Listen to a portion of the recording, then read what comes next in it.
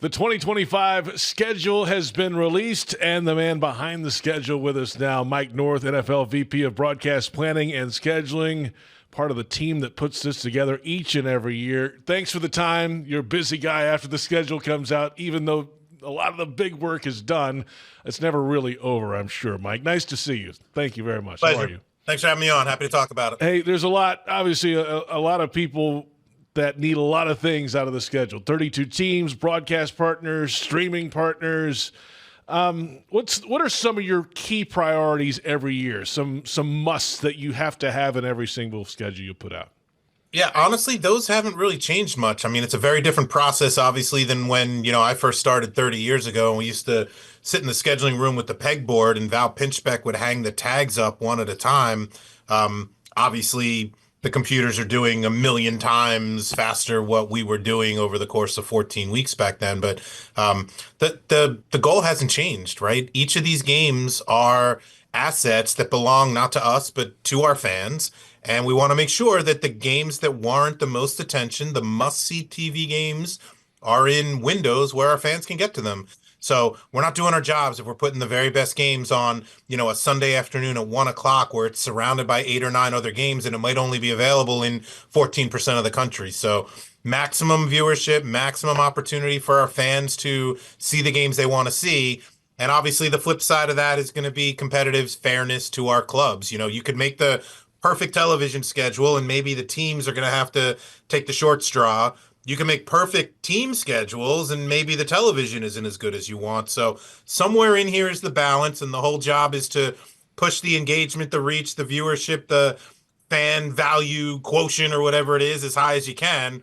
And then maybe for a slightly better schedule, you're willing to take on slightly more team pain, but not too much. There's a line we shouldn't cross on the team competitive inequities, and just want to make sure that even if we walk right up to that line, we don't cross over it. So find that balance between, fan friendliness, viewership, and also competitive fairness.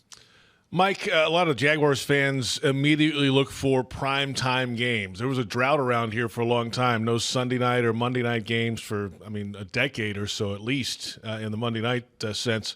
That's changed the last couple years. And, of course, this time in Week 5, the Kansas City Chiefs come to town on Monday Night Football. We know about the Chiefs, obviously, but what was it about the matchup with the Jaguars that made that a primetime-worthy football game?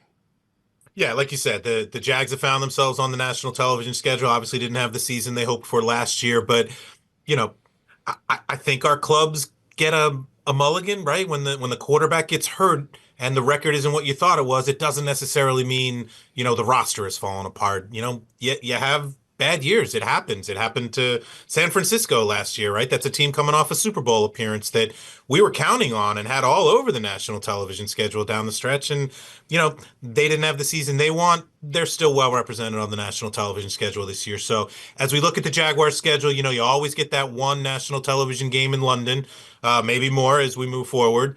And then you look at the roster of opponents and you see a game like Kansas City, and every Kansas City Chiefs game is an event.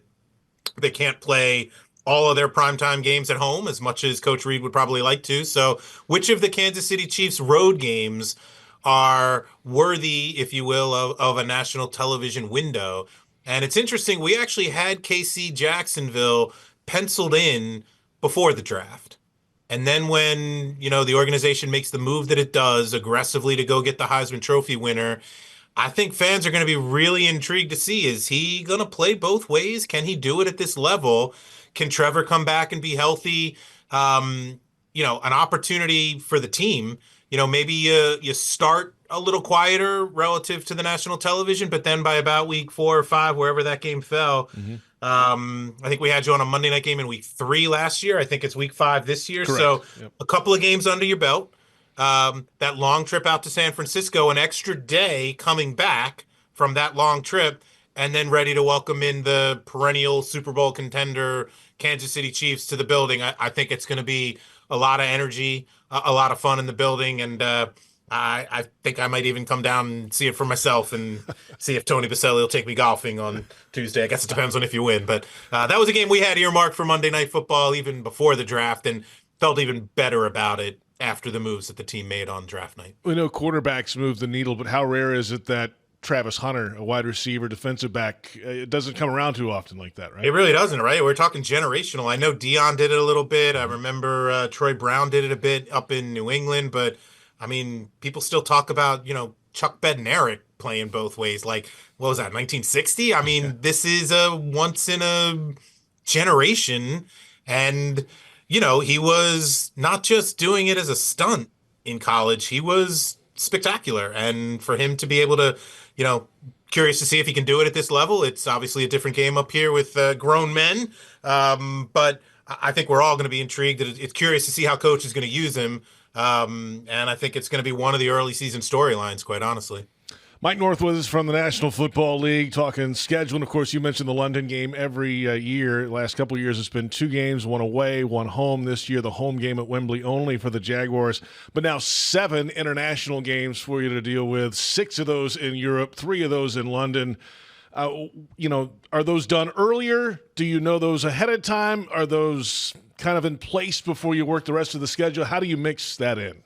The home team's in place, the designated team, I should say. The designated team is in place, so we knew by, I would say, Super Bowl that we were playing the Chargers in Brazil. We were playing the Jets, the Jags, the Browns in London. We were playing in Madrid and Berlin. We knew the home teams. We didn't know the visiting teams. So, interesting story, as you talked about, the Jags have gone over and stayed for a couple of weeks each of the last 2 years because it happened to match up that they played one of the other teams, whether by standings or by rotation. Didn't work out this year for them. They don't play the Jets as a road team or Cleveland as a road team. Excuse me. So it didn't work out for them to be able to do it. We had an opportunity to do it with the Vikings. So we had reached out to them originally and said, look, you can see the schedule. You know you're a possible opponent for the Steelers, and you know they're going to Dublin. You know you're a possible opponent for the Browns. You know they're going to London. And they asked us, quite frankly, what did the Jags think about it when they've done it the last couple of years? And I wouldn't be shocked at all if somebody from the Vikings reached out to at least the operations guys at the Jags and talk about, what do you do? Do you stay in one place and then move just for game day, or do you move and practice in the place where you're going to play the following week? I don't remember exactly how the Jags played it, if they stayed in the same place the whole time, but obviously Minnesota's going to learn a little something from Jacksonville, having done it the last couple of years. So they're going to be this year's guinea pig as a team, first time ever playing 2 road international games in 2 different countries. And it may lead to us thinking about things like that as we expand the international footprint. Like you said, Commissioner Goodell's been very public about this. He wants 10, 12, maybe 16 international games someday. We might have to find teams willing to play a couple of them, and maybe you do go to Europe on your way to the Middle East or something like that. So this will be yet another test run for us, and we'll see what the Jags do moving forward in terms of maybe playing multiple games in there when the stadium's getting renovated. So this is all learning experiences for all of us, and I'm sure the Vikings are going to rely heavily on the Jaguars' experience over there the last couple of years. Final couple thoughts with you. Mike North from the National Football League talking about the NFL schedule this year. We know about Thanksgiving, but now the Christmas window is in play each and every year. That's been a priority the last couple of years. It has been over time, off and on, but certainly that's not going away. And the power of that day and the captive audience that you have at home on Christmas Day, that's going to be around for a long time to come, it feels like, right? It is. Look, the fans, they aren't shy telling us when we're doing something they don't like, and they vote with their remotes. And I think the real eye opener, at least for me, was a few years ago on Christmas. I think it was Denver Broncos, LA Rams, and it was obviously late in the season because it's Christmas time. Both teams were, I believe, mathematically eliminated from playoff contention. Neither one had their starting quarterback. I think maybe even Baker Mayfield was playing for the Rams at that point in his little 1 month cameo. So it was a game, there's no game that is meaningless, but that was kind of close. And it did 23.5 million viewers. And I think the score was 51-3 or something like that. So I think that kind of opened at least my eyes and a lot of other people's eyes around here that, yeah, to your point, it's a bit of a captive audience, but it's also an opportunity, right? The families are together, they're at home, and they're looking for something to do.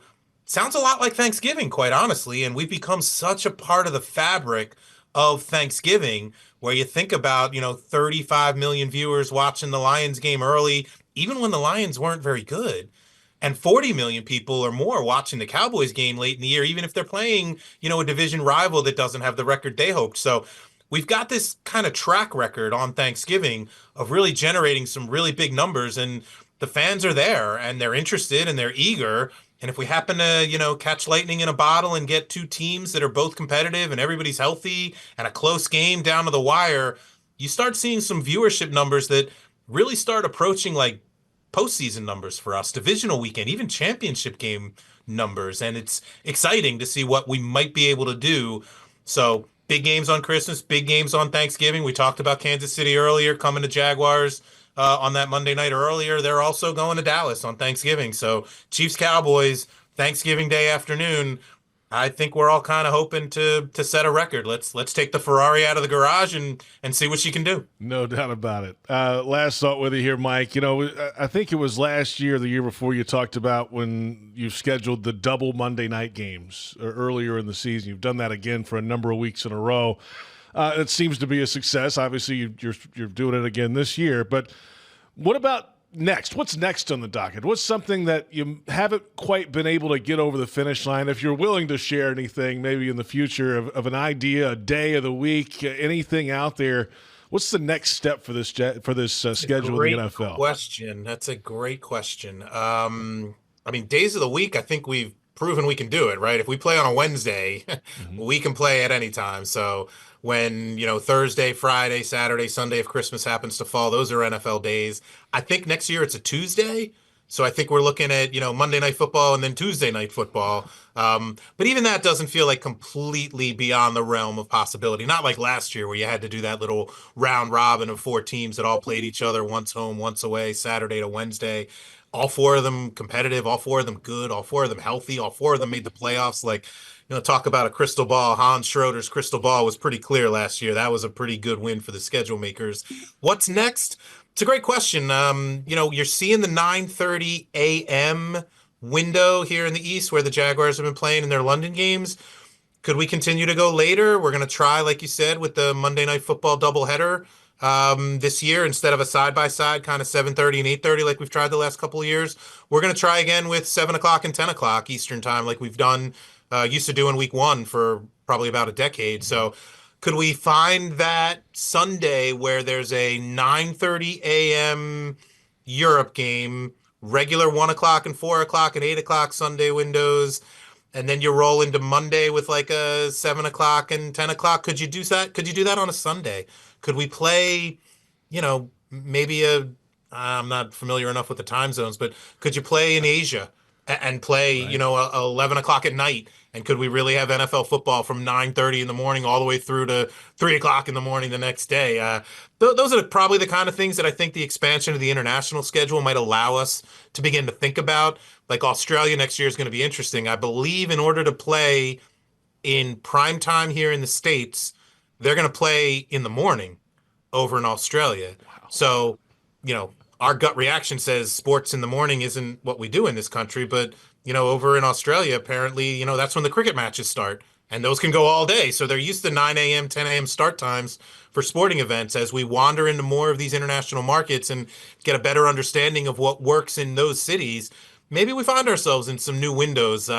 We've stretched ourselves pretty thin, but I'd never say never. You never know. Moving ahead, Mike. Thanks for the time, and congratulations on the schedule. Always a pleasure. I'll see you for the Monday night game against the Chiefs.